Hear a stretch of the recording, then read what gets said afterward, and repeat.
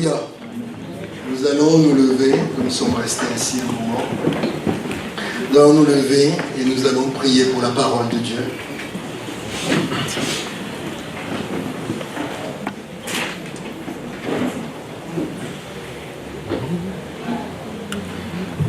Seigneur, merci pour ta parole. Ta parole est la vérité. Et la vérité produit la vie.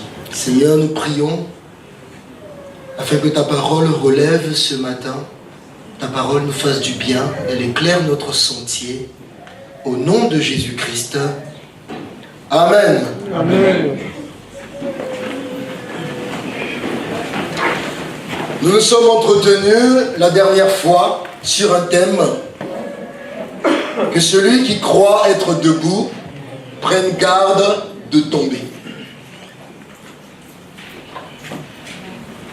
Nous avons vu la vie d'un homme appelé David, homme selon le cœur de Dieu. Et nous avons lu dans 1 Corinthiens 10 que toutes ces choses ont été écrites pour notre instruction. Et cet homme, pas des moindres, car il est l'homme selon le cœur de Dieu. L'Éternel a déclaré de sa bouche lui-même, un homme qui a composé la plupart des psaumes et des psaumes merveilleux qui nous édifient encore aujourd'hui. C'est un roi que Dieu aimait parce que Dieu avait rejeté un autre qui ne répondait pas aux critères. Le Seigneur a parlé à notre cœur en nous rappelant plusieurs principes, à savoir personne n'est à l'abri de la chute. Il n'y a jamais un vaccin contre la chute.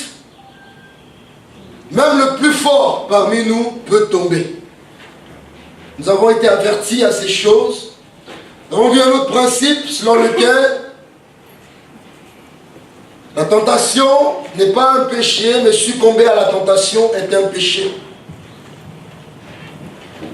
Et la tentation frappe à chacune de nos portes, à chacune des portes de notre cœur et de notre vie. Et David a manqué de vigilance, et dans un moment de distraction, David est tombé. Nous sommes exhortés également à avoir la crainte de Dieu et à être disciplinés dans notre vie. À éviter les circonstances qui peuvent compromettre notre marche avec le Seigneur. Nous n'avons pas encore résisté jusqu'au sang en luttant contre le péché. Cela doit être notre détermination, triompher du péché. Ce matin, le Seigneur a un autre message, un message pour nous, toujours dans cette pensée. Et je vous invite à prendre vos Bibles dans 2 Samuel. 2 Samuel, verset 12. 2 Samuel chapitre 12, qui est le chapitre de base de notre texte, de notre pensée et de notre exhortation. 2 Samuel 12, à partir du verset 15. Et nous lirons Psaume 51. Le psaume 51, à partir du verset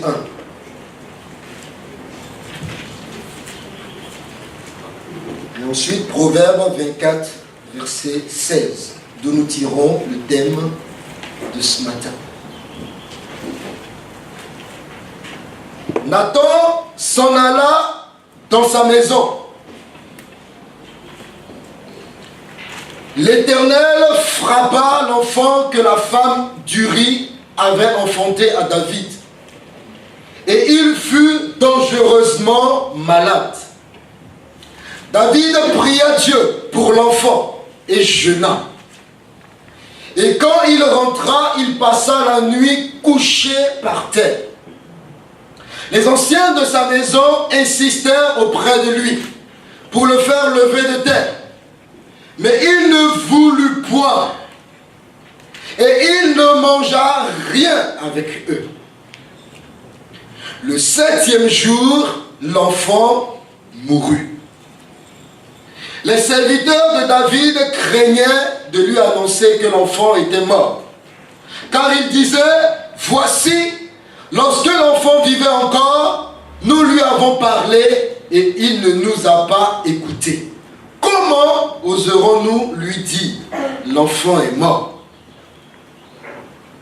Il s'affligera bien davantage. David aperçut que ses serviteurs parlaient tout bas entre eux et il comprit que l'enfant était mort. Il dit à ses serviteurs, l'enfant est-il mort? Et ils répondirent, il est mort. Alors David se leva de terre. Il se lava, soignit et changea de vêtements. Puis il alla dans la maison de l'Éternel et se prosterna. De retour chez lui, il demanda qu'on lui serve à manger. Et il mangea. Ses serviteurs lui dirent, que signifie ce que tu fais? Tandis que l'enfant vivait, tu jeûnais et tu pleurais. Et maintenant que l'enfant est mort, tu te lèves et tu manges. Il répondit, lorsque l'enfant vivait encore, je jeûnais et je pleurais. Car je disais, qui sait si l'Éternel n'aura pas pitié de moi et si l'enfant ne vivra pas. Maintenant qu'il est mort, pourquoi jeûnerais-je? Puis-je le refaire revenir? Puis-je le faire revenir? J'irai vers lui, mais il ne reviendra pas vers moi. David consola Bathsheba, sa femme, et il alla auprès d'elle et coucha avec elle. Elle enfanta un fils qu'il appela Salomon, et qui fut aimé de l'Éternel. Il le remit entre les mains de Nathan le prophète, et Nathan lui donna le nom de Yedija, à cause de l'Éternel. Alléluia. Le psaume 51. Le chef des centres, psaume de David. Lorsque Nathan le prophète vint à lui, après que David fut allé vers Bathsheba. Ô Dieu, aie pitié de moi dans ta grande bonté. Selon ta grande miséricorde, efface mes transgressions. Lave-moi complètement de mon iniquité et purifie-moi de mon péché. Car je reconnais mes transgressions et mon péché est constamment devant moi. Nous allons aller plus loin au verset 12. Ô Dieu, crée en moi un cœur pur, renouvelle en moi un esprit bien disposé. Ne me rejette pas loin de ta face, ne me retire pas ton esprit saint. Rends-moi la joie de ton salut, et qu'un esprit de bonne volonté me soutienne. J'enseignerai tes voies à ceux qui les transgressent, et les pécheurs reviendront à toi. Alléluia. Proverbe 24, verset 16. Courte phrase. Car 7 fois le juste tombe. 7 fois le juste tombe et il se relève. Alléluia. 7 fois le juste tombe et il se relève. Cette histoire concerne l'homme selon le cœur de Dieu.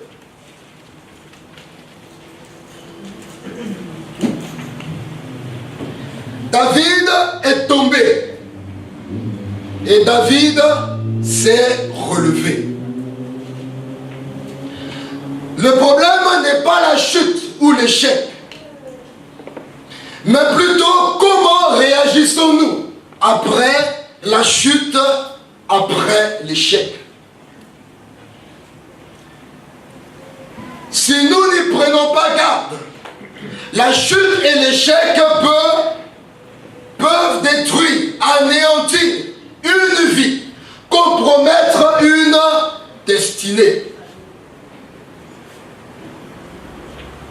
Le philosophe Montaigne disait un jour, le plus important n'est pas tant ce qui arrive, mais comment nous allons réagir.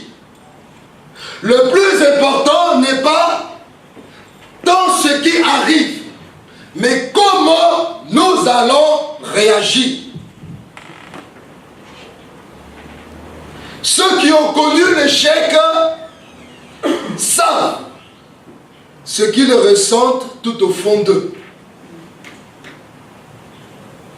Échec dans la scolarité. Échec sentimental. Échec conjugal. L'échec dans l'éducation des enfants. Quand on voit la tournure et les travers de la vie de nos enfants, on peut être devant un constat. L'échec professionnel, l'échec financier et même l'échec spirituel. Je ne sais pas quel échec tu vis et dans quel échec tu traverses. Est-ce un échec professionnel? Le Seigneur sait. Concernant l'échec professionnel, j'ai envie de faire une parenthèse. En France, j'ai le sentiment que c'est le pays où, lorsque quelqu'un perd son travail, il est complètement malheureux de perdre un travail qu'il n'aime pas.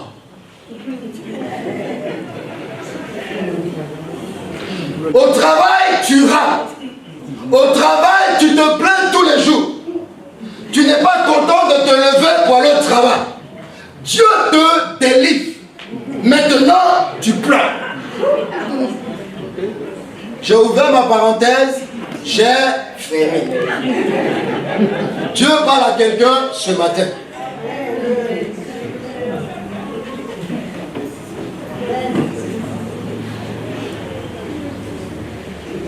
Lorsque l'échec survient, on a le sentiment que tout est terminé. On a le sentiment qu'on ne s'en sortira pas. Et que notre alliance avec Dieu est définitivement brisée. On se retrouve déçu parce qu'on considère que Dieu n'a pas joué sa part. Comment Dieu a pu accepter que la chose arrive?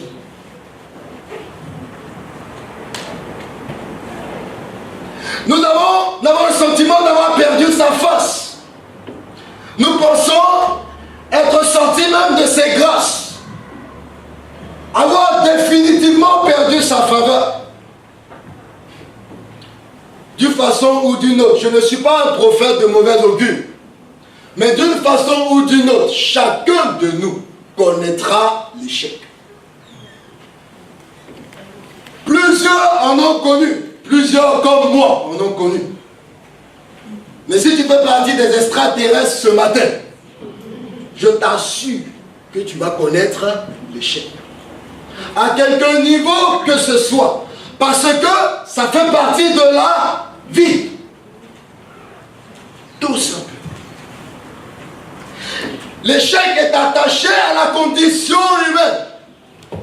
Nul n'est infaillible. À quelque niveau que ce soit, nul n'est infaillible. Nous commettons tous des erreurs. Et quand cela arrive, ça peut être écrasant, ça peut être humiliant de supporter et de vivre l'échec. On se sent mal dans notre peau. Celui qui a échoué son examen et qui doit reprendre son année se sent mal dans sa peau. Et se dit, mais comment je vais vivre encore 9 mois à vivre, à voir les mêmes choses? Ça, c'est un exemple parmi tant d'autres.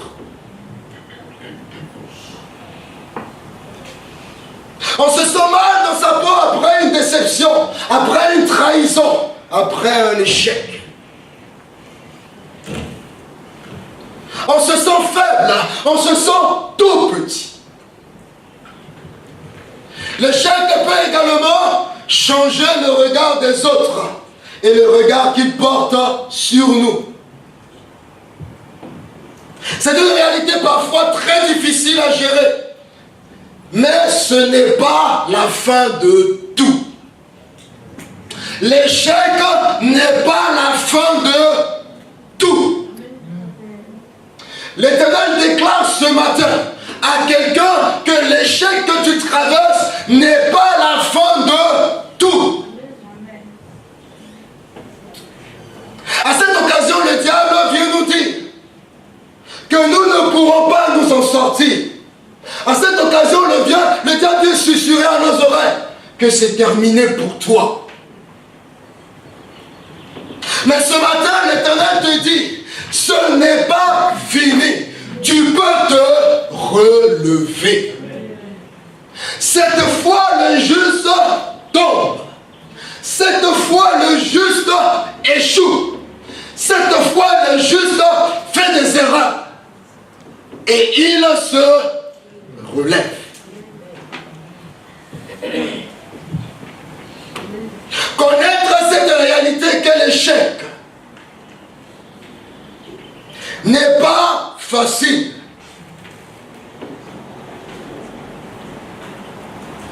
Dans Josué 1, verset 8, la Bible fait clairement la différence entre le succès et la réussite. Que ce livre de la loi ne s'éloigne pas de ta bouche. Médite le jour et nuit, c'est alors que tu auras du succès dans tes entreprises. Et il dit, c'est alors que tu réussiras. Il marque une différence. Succès dans l'entreprise, et il donne une finalité, tu réussiras. Deux mots utilisés dans la même phrase, pas pour dire la même chose. Le succès est un événement ponctuel. Le succès arrive à un moment donné. Et il faut néanmoins savoir apprécier le succès.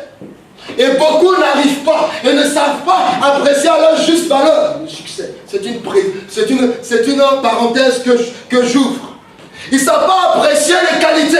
Ils ne voient que les défauts. Ils ne savent pas apprécier les bonnes choses. Ils ne voient que les mauvaises choses. Le succès arrive, c'est un événement ponctuel. Mais sachons bien le gérer. Sachons bien l'apprécier.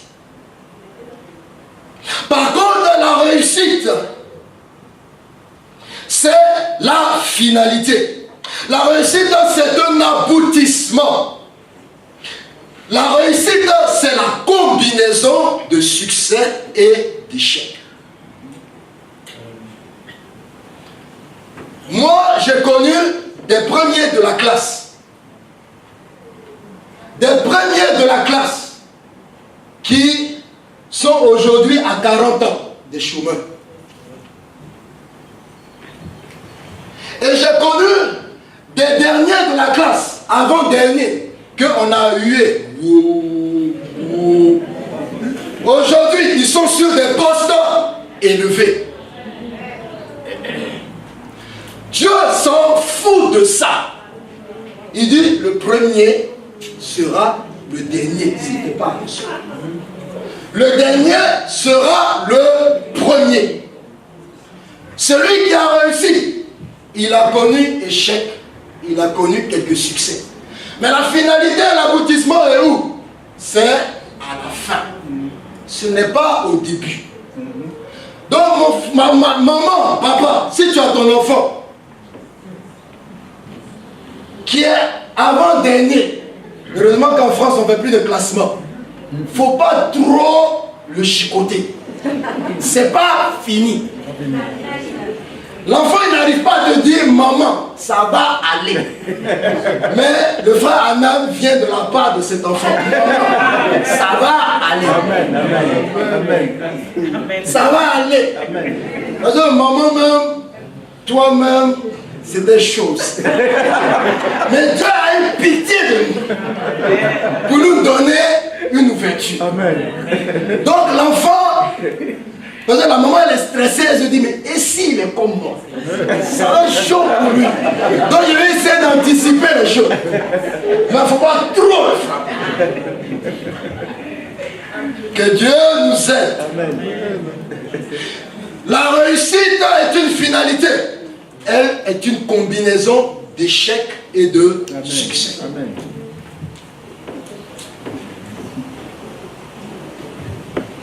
Et celui qui recherche, celui qui vise la réussite, il a une attitude différente. Quand tu vises la réussite, tu as une attitude différente.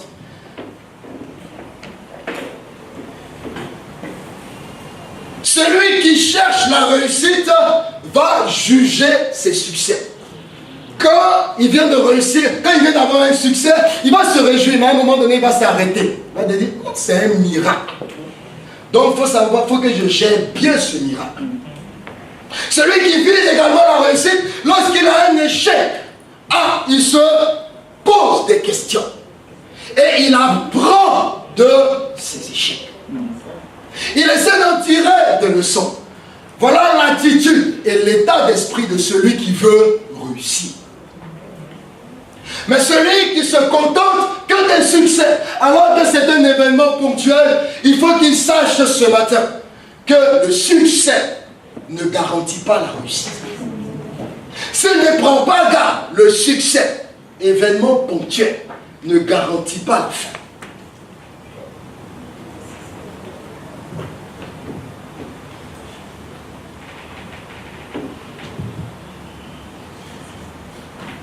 Et toujours dans Josué, on voit que quand Dieu donne la finalité, qui est la réussite, chose étrange, Dieu donne un ordre immédiatement. Il donne immédiatement un ordre à celui qui veut réussir. Il dit, ne t'ai-je pas donné cet ordre? Fortifie-toi et prends courage. Ça veut dire que celui qui vise la réussite, celui qui ne se laisse pas détruire par l'échec, celui qui ne se laisse pas anéantir par l'échec, et qui vise la réussite, l'Éternel lui dit, je te donne un ordre. Fortifie-toi et prends courage. Amen. Si tu veux gagner la réussite et entrer dans le plan que le Seigneur a pour toi, ne t'arrête pas en chemin. Mais ce matin, fortifie-toi et prends courage, car tu vas rentrer dans ce que le Seigneur a en réserve pour ta vie.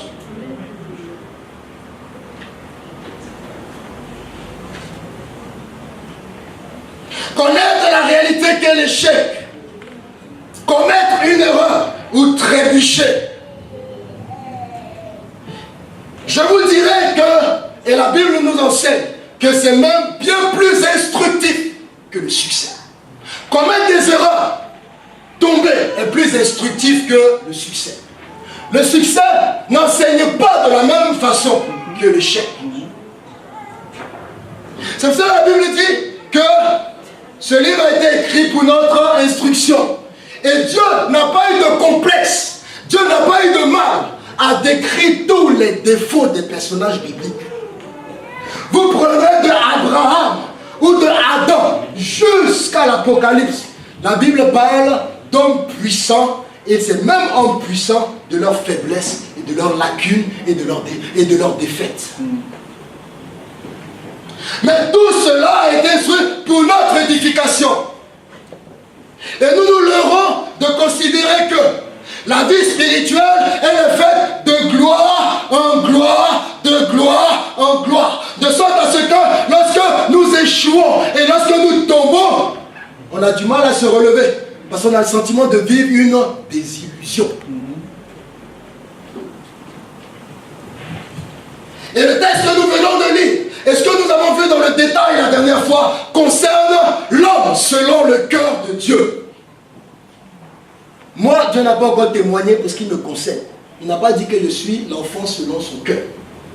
Mais l'homme selon le cœur de Dieu, on a vu sa faiblesse. Et on a vu comment il est tombé si bas.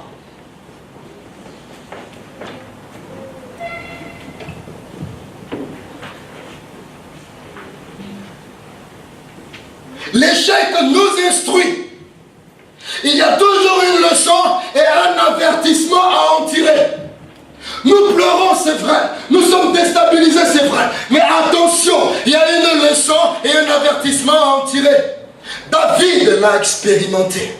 Et à tel point où, quand David l'a expérimenté, David dit, dans le psaume que nous avons lu, il dit, j'enseignerai tes voies à ceux qui les transgressent et les pécheurs reviendront à toi. Ah, j'aime cette parole. Il dit, Seigneur, après l'expérience que je viens de vivre, si tu me pardonnes et me fais grâce de me relever, oh, compte sur moi, que je vais enseigner aux pécheurs tes voies. Parce que j'aurais appris dans mon échec quelles sont tes voies. J'aurais appris dans mon échec comment marcher et conduire mes pas. Et j'enseignerai. Et les pécheurs reviendront à toi. J'ai une bonne nouvelle pour quelqu'un. L'échec que tu traverses aujourd'hui est un tremplin qui te permettra de rebondir. Et également de secourir ceux qui traversent le même échec que toi aujourd'hui. Tu comprendras demain, dans 5 ans, dans 10 ans, et même avant cela, que ceux qui sont passés par toi, ceux qui sont passés par les mêmes situations que toi, viendront te voir. Frère, tu peux prier pour moi. Tu vas lui dire quel est ton sujet. Et puis tu vas dire, comme par hasard, le même sujet, il te donne. Alors que ça a été toi, ton fardeau et ton problème. Il y a un frère qui était lié par la masturbation. Il a été vaincu, il en a souffert. Mais quand il a intégré le groupe de jeunes, tous les jeunes qui souffraient de la masturbation venaient le voir. Vous dites, grand frère, j'ai un sujet. Tu peux prier pour moi? Lui-même il dit, ah, mais comment est-ce que vous savez que j'avais ce problème? Personne ne savait.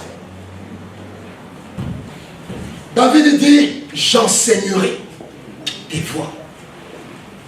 Ça va me transformer en enseignant. J'enseignerai tes voies. J'enseignerai tes voies. Parce que je sais ce que cela signifie tomber. Je sais que cela signifie d'être tombé au plus bas. L'échec m'a enrichi. Ce que j'ai vécu m'a enrichi. Au point où je veux dire aux gens, ne jouez pas avec le péché. Voilà l'enseignement que David peut dire à quelqu'un. Et c'est ce que nous avons vu la semaine dernière, la dernière fois. Mes frères et sœurs, attention, l'échec amène bien souvent un remords tel, une culpabilité telle, qui au point le plus élevé peut amener même au suicide. Une culpabilité telle que cela peut même compromettre notre destinée. Elle peut compromettre notre réussite. Si nous ne gérons pas bien l'échec, nous allons compromettre toute une vie. Si nous ne gérons pas bien un événement passager, si nous ne faisons pas confiance au Seigneur, cela peut nous détruire. Elle peut se transformer en un tombeau pour nous.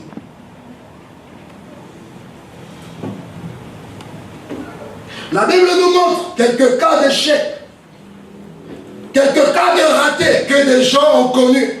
La Bible nous parle de Pierre. Pierre qui dit à Jésus, Jésus, tu vois ceux, il parle des disciples qui sont à côté de Jésus. Il dit, même si tous ceux-là, mais si tu as une occasion de chute pour tous ceux-là, moi, je ne t'abandonnerai jamais. Si Jésus n'a pas de révélation, tu entends ça, tu Tu te dis, mon vieux, moi si ma femme me dit ça, ou bien quelqu'un d'autre me dit ça, mon frère voici, s'il me dit ça, il dit, mais ça c'est alliance à vie. C'est sérieux. Il dit, tout le monde peut t'abandonner, mais moi je ne t'abandonnerai pas. Mais deux petites servantes lui demandent, toi tu n'es pas avec lui, il jure, il fait comme ça. Il dit, jamais je vais tuer. La Bible déclare que, après avoir échoué et renié le maître, il est allé pleurer amèrement. Amèrement. Avec amertume, avec tristesse, avec peine. La Bible nous parle également de Judas qui avait compris qu'il avait échoué et qu'il avait mal agi. Il avait tellement de remords profonds qu'il est allé jusqu'au suicide. Je vous assure que nous entendons dans les transports accident voyageur. Quand je me renseigne, on dit quelqu'un s'est jeté. Quelqu'un s'est jeté. Autant de personnes qui se sont jetées, autant de personnes qui n'ont pas bien géré l'échec. C'est autant de personnes qui n'ont pas bien géré l'échec d'une situation. C'est peut-être un chef d'entreprise qui vient déposer le bilan. C'est peut-être quelqu'un qui ne râle pas au boulot mais qui a perdu son boulot. C'est peut-être quelqu'un qui vient de subir une injustice. C'est peut-être quelqu'un qui considère que Dieu l'a abandonné ou que sa famille l'a abandonné. C'est peut-être quelqu'un dont la femme l'a trompé ou l'homme a été infidèle.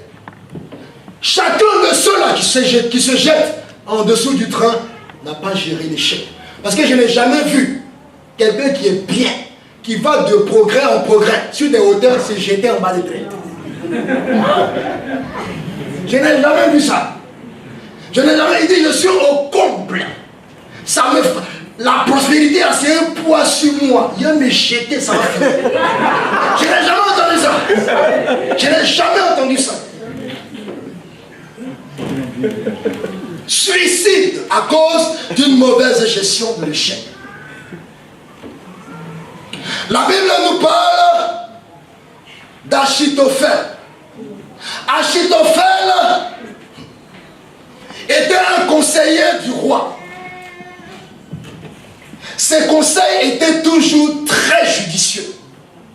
Ses conseils étaient très sages. Ses conseils étaient pertinents, efficaces et tranchants. Achitophel. Quand Achitophel a parlé, si le roi n'a pas observé, le roi lui va comprendre de ses yeux. Il va voir dans le détail. Pourquoi il n'a pas suivi Achitophel? Tranchant dans tous ses conseils. Et voilà que Dieu va permettre. Oh, Dieu va permettre. Dieu va permettre. On peut le retrouver dans 2 Samuel 17.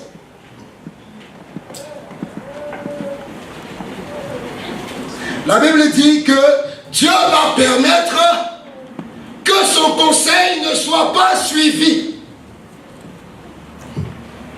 Que son conseil ne soit pas suivi. Et je lis littéralement. Il y avait un autre conseiller qui s'appelait Ishaï. Le roi dit, le conseil du Chalut vaut mieux que le conseil d'Achitophel. Or, l'Éternel avait résolu d'anéantir le bon conseil d'Achitophel.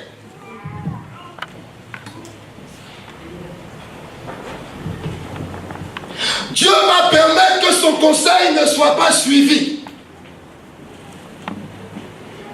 Voilà un homme qui a l'habitude de ne jamais se tromper. Voilà un homme qui a l'habitude de ne jamais échouer. Et là, on lui dit, on ne suit pas ton conseil aujourd'hui. On va suivre celui d'une autre personne. La Bible déclare, il est écrit au verset 23, Achitophel, voyant que son conseil n'était pas suivi, il scella son âme et partit pour s'en aller chez lui dans sa ville. Il donna ses ordres à sa maison et il s'étrangla. C'est ainsi qu'il mourut et on l'enterra dans le sépulcre de son père. Il n'a pas supporté d'être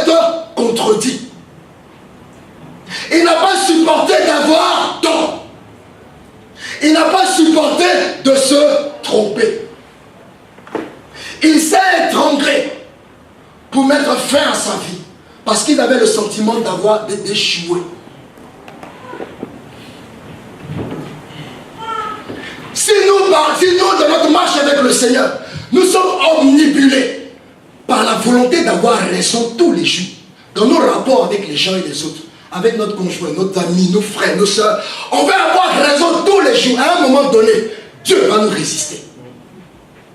Dieu va nous confondre. Beaucoup dans l'église, dans leur foyer, dans leur couple, sont étranglés parce qu'il y a une avis contradictoire. Parce qu'ils vivent toute suggestion différente comme un échec. Ils ne supportent pas qu'ils se trompent. Le Seigneur a réglé pour Achitophel. Faisons attention. Avoir tort et reconnaître ses torts, ce n'est pas un échec. Reconnaître ses torts, ce n'est pas un échec. L'Éternel fait grâce aux hommes, mais il résiste aux orgueilleux. Reconnaître ses torts, ce n'est pas une question d'intelligence. Reconnaître ses torts, ce n'est pas une question de diplôme. Reconnaître ses torts, ce n'est pas une question de salaire ou de niveau de salaire. Reconnaître ses torts, c'est juste de l'humilité. J'ai ouvert ma parenthèse, je l'ai fermée. La mauvaise gestion de l'échec. Et ce que je dis, mon frère et ma soeur, et je vous dis toujours, ça me concerne. Je me parle à moi-même sur cette chaîne. Ma femme qui est là, elle en est le témoin. Je me parle à moi-même sur cette chaîne. Si mes parents étaient là, ils allaient être témoins qu'il se parle à lui-même sur cette chaîne.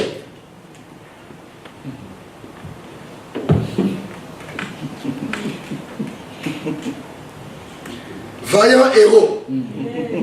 Tu recules. Merci Seigneur.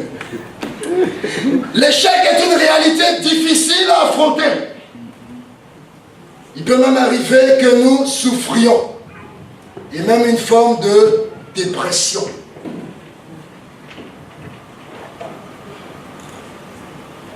Ce que David avait fait était l'objet de conversation.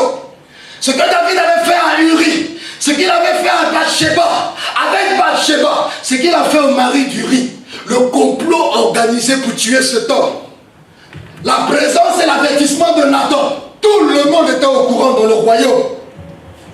Cela faisait l'objet de conversations partout dans le pays. Et finalement, et les gens savaient également que l'enfant était dans l'article de la mort.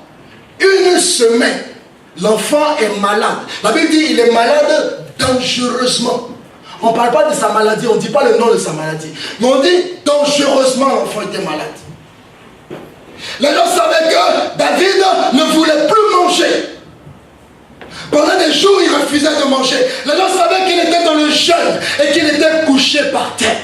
Tout le monde en parlait dans le royaume. Les gens disaient, ça y est, David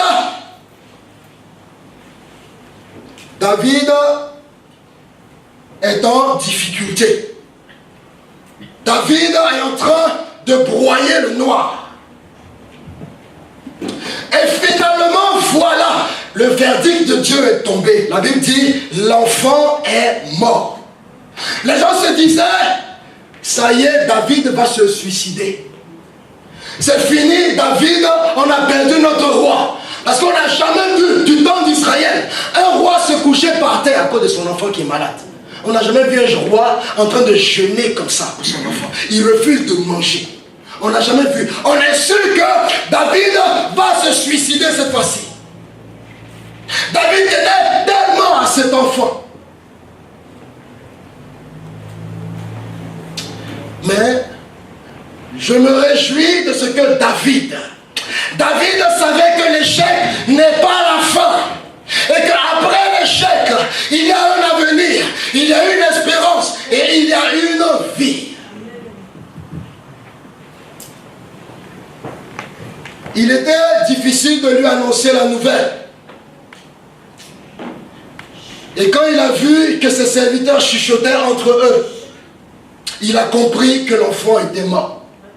Il pose la question, l'enfant est-il mort? On dit, l'enfant est mort. Les serviteurs craignaient de lui annoncer la parole, la nouvelle. Parce qu'ils se disent, il s'affligera davantage.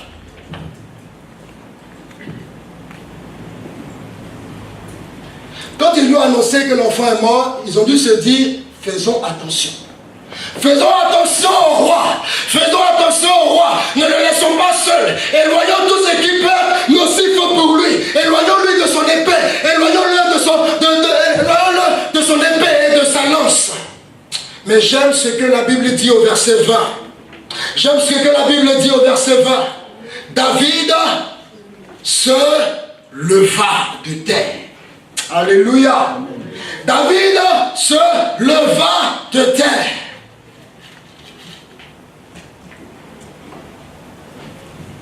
David se lava. Il s'est lavé.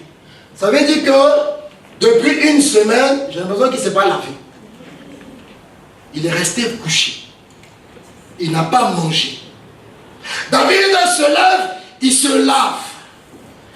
Il va soindre. Il change de vêtements. Puis il va dans la maison de l'Éternel. Alléluia. Et il se prosterne devant l'Éternel en signe de soumission. Vous dites, Seigneur, je suis responsable de ma faute. Je suis responsable de mon péché. Mais ce n'est pas fini. Tant que ce n'est pas fini, Seigneur, à qui d'autre irai-je? Toi seul as les paroles de la vie. Je viens vers toi, car avec toi, j'ai encore de l'avenir. J'ai encore une espérance.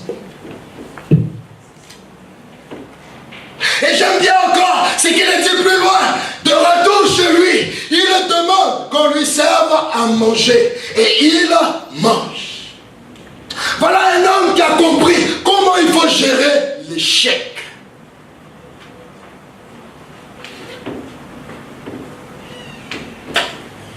C'est pour ça que ce matin, je ne sais pas dans quel état tu es arrivé. L'Éternel n'éteint pas le lumignon qui fume. Il ne brise pas le roseau cassé. Dans la vie, il est important de savoir quelquefois tourner la page. J'assume les choses que j'ai faites. J'assume mon échec. Mais je saisis le pardon de Dieu. Et je me relève. Je me relève. 7 fois le juste tombe. Il se relève. Je ne comprends pas comment David agit. La Bible dit après cela, David consola Bathsheba. Ça veut dire que Bathsheba était inconsolable. Elle venait à peine de perdre son mari Uri. Son mari Uri qui est tombé au combat à la suite d'un complot organisé par le même David. David, qui était son nouveau conjoint, était responsable de la mort, de la fin de son premier mariage. Est-ce que vous pouvez imaginer, souvent la Bible, on lit la parole de Dieu, mais on n'imagine pas les tensions. Quand on se projette réellement, naturellement, dans l'événement, on se dit, mais il y a des tensions quand même. Elle aimait son mari. Elle n'a pas pu refuser les avances du roi parce qu'il est roi. Il a droit de vie ou de mort sur toi. Elle a dû aller avec lui parce que David pouvait décider de sa mort, s'il voulait. Elle a perdu son mari qu'elle chérissait tant, Uri. Complot organisé. Et elle se disait quoi? À cause de moi, de ma beauté. Parce que je me suis amusé à me laver d'un endroit où on me voyait. J'ai tué mon mari cadeau. Parce que je ne me cache pas pour me laver. Donc elle devait être culpabilisée. Encore enceinte, elle a porté un enfant pendant 9 mois. L'enfant sort, l'enfant est malade. Tout le monde se mobilise pour jeûner et pour prier. l'enfant meurt. Une femme inconsolable. Mais David, qui est coupable, lui-même David, il vient la voir. La Bible dit, il alla voir Bathsheba pour la consoler. Femme, homme, tu en veux à ta femme. Femme, tu en veux à ton mari. Même si tu lui en veux et qu'il vient te consoler, il faut te laisser consoler. Amen.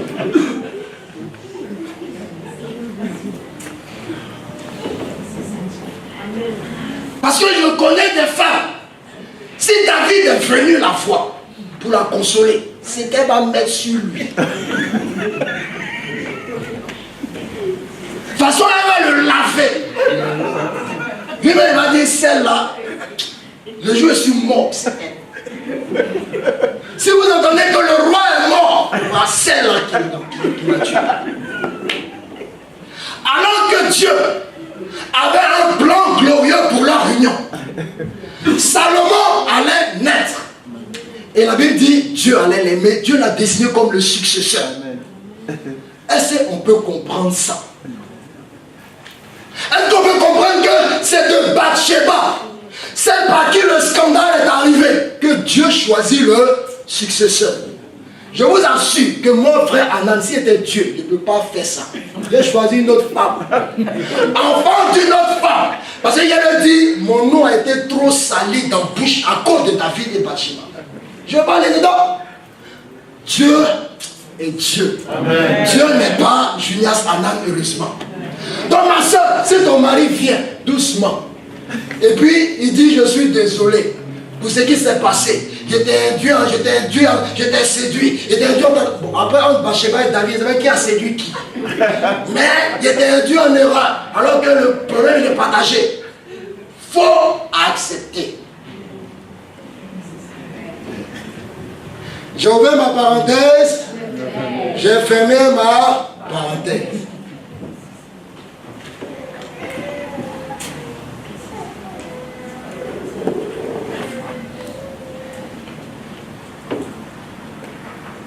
De cette relation naquit un enfant Salomon qui fut rempli de la sagesse de Dieu.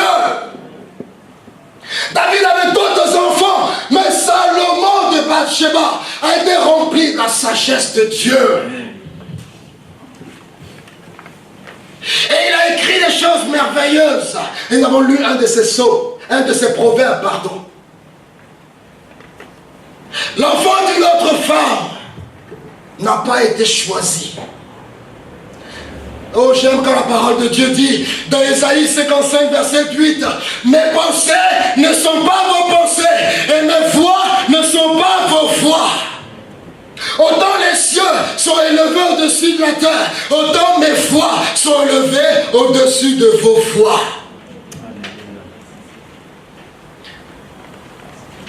Si des personnes étaient Dieu dans cette salle, je vous assure que moi, Junias Anan, je ne serais pas en train devant ici de prêcher. On allait me disqualifier rapidement. S'il y avait un conseil restreint, à 2 clos, on allait finir avec moi. Jamais j'allais prendre la parole sur ce pupitre.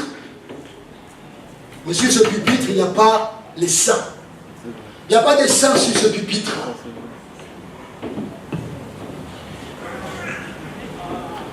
Moi le premier, je ne serai pas devant sur cette chair. Dieu a choisi cet enfant. Il donne qui il veut, à qui il veut.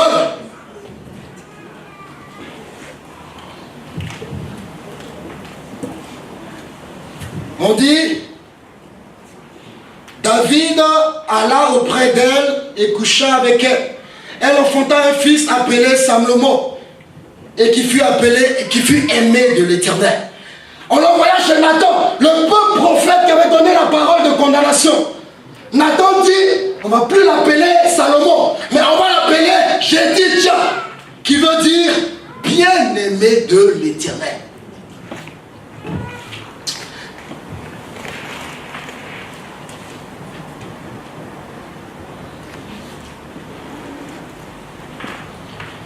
J'aime une vieille histoire qu'on m'a racontée. Une vieille histoire qu'on raconte, celle d'un jeune caporal. Un jeune caporal de l'armée de Napoléon, du roi Napoléon. Ce jeune caporal avait intégré les rangs depuis 6 mois seulement. Il avait intégré les rangs de l'armée depuis 6 mois seulement. Et un jour, Napoléon se promenait.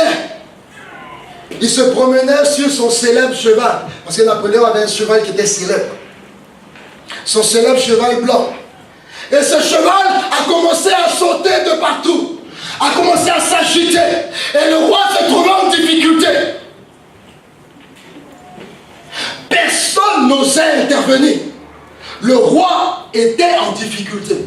Alors, avec la chute de ce cheval, ta chute peut être fatale. Et non seulement ta chute peut être fatale, mais le cheval, au galop, peut t'écraser. Il peut te tuer et t'achever. Mais personne n'ose intervenir. Il y avait un jeune, ce jeune caporal a eu la conviction de sortir des rangs. Mais il a hésité. Il se dit, si j'interviens brusquement, on va se dire, il veut tuer le roi. Et donc là, on peut m'éliminer automatiquement. Il a hésité. Après un moment d'hésitation, finalement, il est sorti du rang. Il a maîtrisé le cheval par les oreilles. Quand il a fini de maîtriser le cheval par les oreilles, le cheval s'est calmé et le roi Napoléon lui a dit « Merci mon colonel ».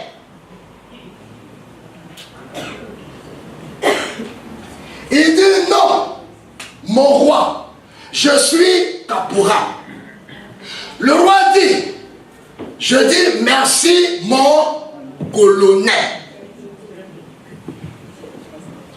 Le jeune insiste.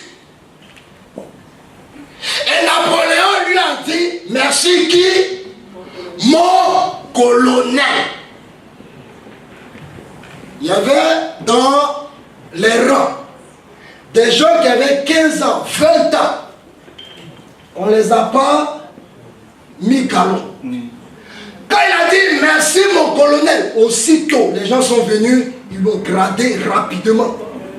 Ils ont fait de le grader dans les rangs. Tout le monde s'est mis au garde à vous. Même les doyens. Les doyens qui ont souffert pendant 20 ans. Le petit là est venu colonel. Dieu, il choisit qui il veut. Il dépose là qui il veut. Et c'est ce même pouvoir de souveraineté qu'a l'Éternel. Il dit, c'est l'enfant qui naît de Bathsheba qui va hériter. Les gens n'ont qu'à bavader dans Jérusalem. Les gens n'ont qu'à parler. Parce que quand Bathsheba peut-être va au marché, on dit tiens, sorcière qui a gardé le foyer de quelqu'un. Elle a son enfant. Elle mange avec son enfant. Regardez sa tête. Uri même était beau avant. Si l'enfant avait ressemblé à Uri, il avait gagné David. Ça, Dieu dit, il s'en fout de leur bavardage. L'enfant, il va l'aimer, il va être successeur. Notre Dieu, quand on l'a compris, il faut faire attention. Il faut bien gérer l'échec. Et nous qui parlons de l'échec des autres, parlons doucement. Parce que l'échec qu'on a parlé dessus, c'est Salomon qui est venu maintenant être le roi. Parlons doucement de l'échec des autres. Si il y a l'échec de quelqu'un, tu ne veux pas le dépanner, il faut prier pour lui. Ou bien il faut rien dire. Laisse-le tranquille.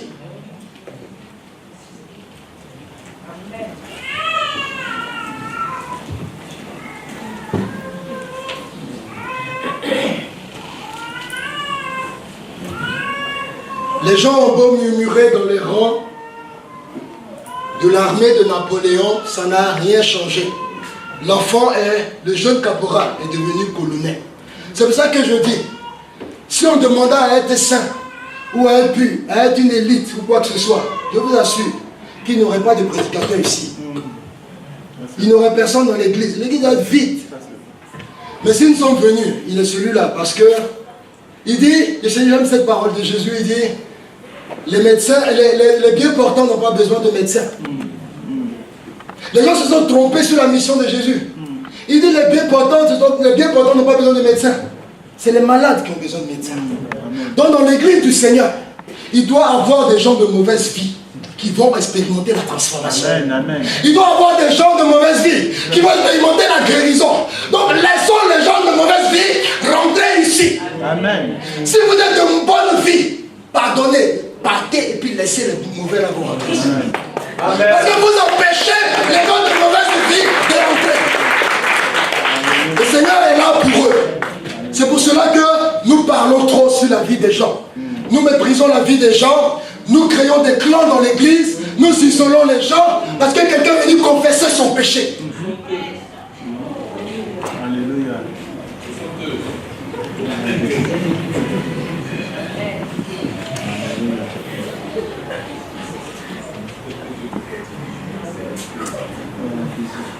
Les gens vont murmurer dans les rangs. Le caporal dit, ce n'est pas moi, c'est Napoléon.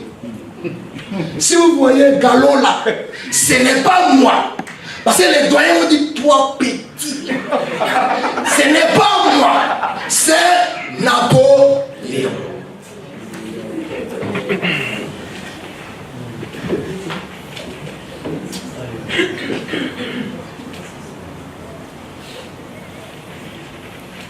Tu peux être de basse naissance aux yeux des gens, comme Salomon l'a été.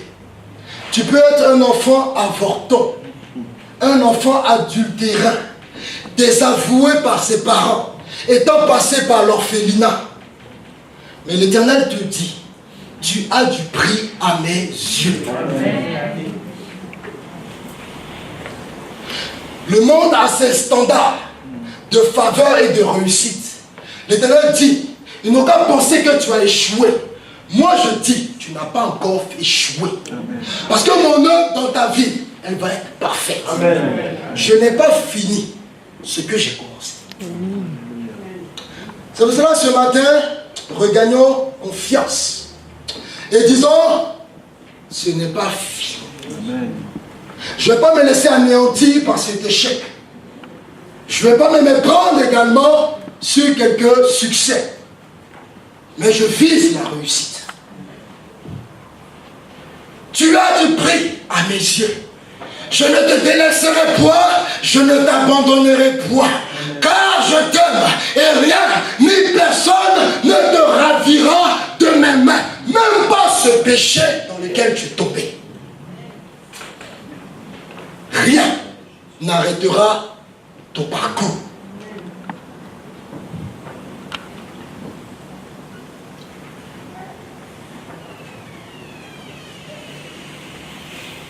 Cela nous apprend l'humilité. Une femme a beau avoir un maquillage sophistiqué. Une femme a beau avoir une silhouette de rêve et tous les atouts.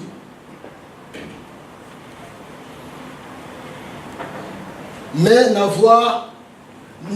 ne subir qu'une succession de déceptions sentimentales et ne jamais avoir de sa vie une proposition de mariage.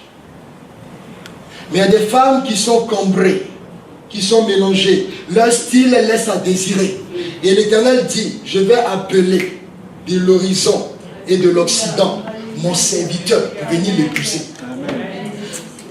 Quand on a compris ça, apprenons à être humbles. Parce que beaucoup vont à des mariages et puis elles scrutent la mariée de en bas jusqu'en haut. Vous dites, j'ai fait quoi? J'ai volé dans l'église ou quoi? Si celle-là, elle se marie, pourquoi moi, je ne me marie pas? Je suis nickel.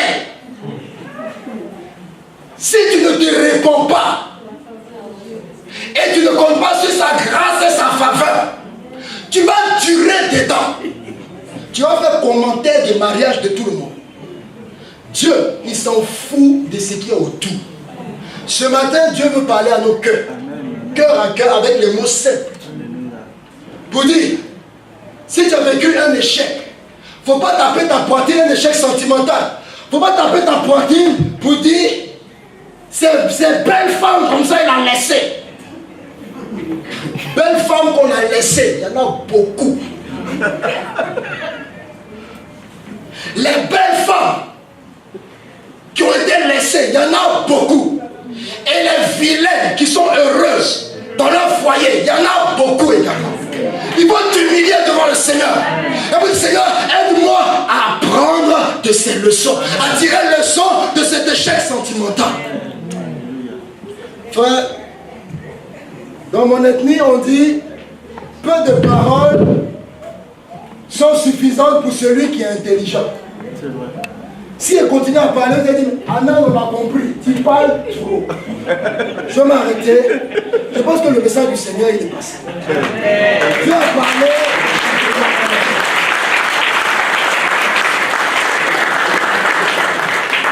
Le Seigneur nous donnera la grâce de continuer la prochaine fois. Mais je pense que Dieu, pour les quelques échecs que nous gérons, que quelques-uns gèrent parmi nous ce matin, Dieu créera une restauration. Amen. Je veux qu'on se lève s'il vous plaît. Amen.